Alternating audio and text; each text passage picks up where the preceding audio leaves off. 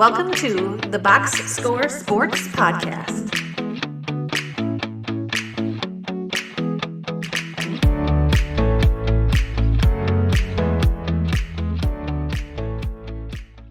Welcome back, everybody, to the Box Score Sports Podcast. I'm your host, Ryan. On today's episode, we are going to do our Week 14 NFL Awards.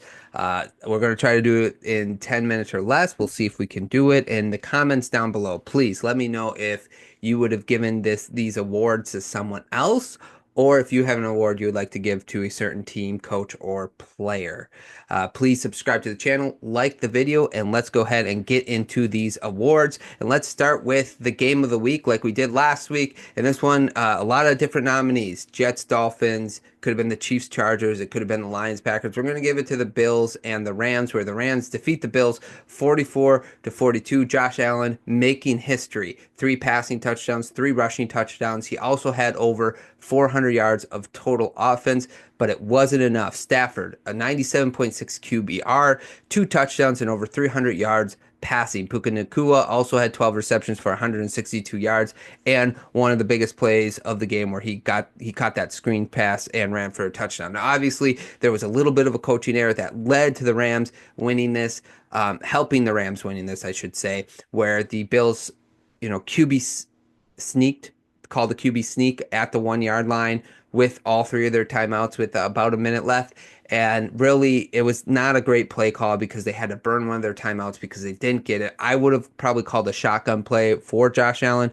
Keep it in his hands, but let him kind of decide, am I going to run it or pass it? Josh Allen would probably have made the right decision, but because they did that, they kind of lost their opportunity to win the game. But regardless, I still thought it was a fun game, high-scoring game, 44-42. Rams versus the Bills, beat the Bills, game of the week. Game for the week. Again, a couple other nominees. One that I will mention is the Saints versus the Giants. However, we're going to give it to the Jaguars, barely beating the Titans 10-6. Mac Jones had a QBR of 32.9, awful game, and 2 interceptions. But not to be outdone, Will Levis, a QBR of 20.6 with only 146 yards. This was a rough game. Neither team went over 300 yards of total offense. And if you stuck around and watched this entire game, this award goes to you. Let's go to I Am Inevitable award. I Am Inevitable goes to the team that's like, man, they always find a way. And obviously, I think there's only one candidate for this one this week is the Kansas City Chiefs. They were up, I think, 13-0 going into halftime. Chris Collinsworth correctly mentioned that the Chargers have the Chiefs right where they want them. And the Chargers came out, scored a quick 14 points. And then it was kind of a war of attrition where whoever had the ball last may have won this game.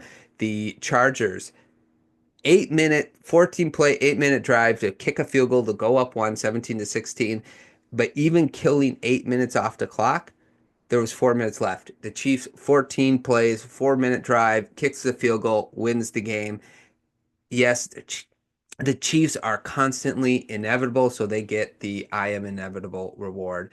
Let's go to the Fashionably Late award. We're going to give this to Jonnu Smith, who helped the Dolphins beat the Jets 32-26. He had no stats at all. No stats at all during the regulation, but in the overtime, 3 receptions, 44 yards, and the game-winning touchdown. So the Fashionably Late award goes to Jonnu Smith.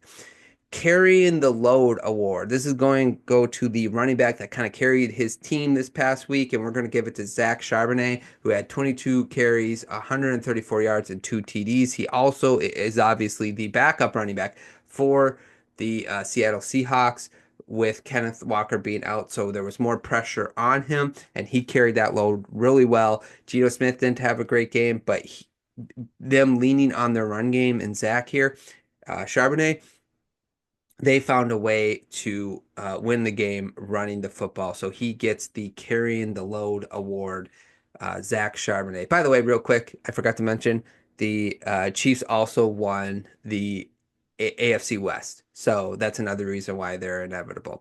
Okay, let's go. The grass isn't always greener award. This goes to Kirk Cousins, who had a rough game against his former team, the Minnesota Vikings. It was, I think, tied at halftime, 21-21, and then finally the Minnesota Vikings kind of pulled away, and Kirk Cousins did not help the Falcons out. We thought, a lot of people this offseason thought he's going to a better situation.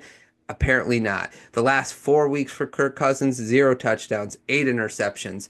And when you look at the difference in weapons, Addison for the Minnesota Vikings, 8 receptions, 133 yards, 3 touchdowns, and Justin Jefferson, 132 yards and 2 touchdowns. So really, Kurt, the grass is not always greener, and you kind of found that out this week, and that goes into our next award, which I'm going to give the MVP of the week award, and this one is going to go to Sam Darnold. 22 of 28, 5 touchdowns, 84 QBR, 157.9 QB rating. And in the last 4 weeks, 11 touchdowns, 0 interceptions. He played a really good game, got his weapons the ball. He was clean, decisive, and it really shows that the Vikings upgraded from quarterback, and the Vikings continue to find uh, ways to keep pace with the Detroit Lions. Speaking of the Lions, let's go in. The next award is the All In Award. This goes to Dan Campbell, who doesn't fear fourth down. He doesn't fear fourth down on his own 30-yard line, which I hated that. He didn't punt the ball away, and he put the Packers right into field goal range, but he's not afraid of it, okay?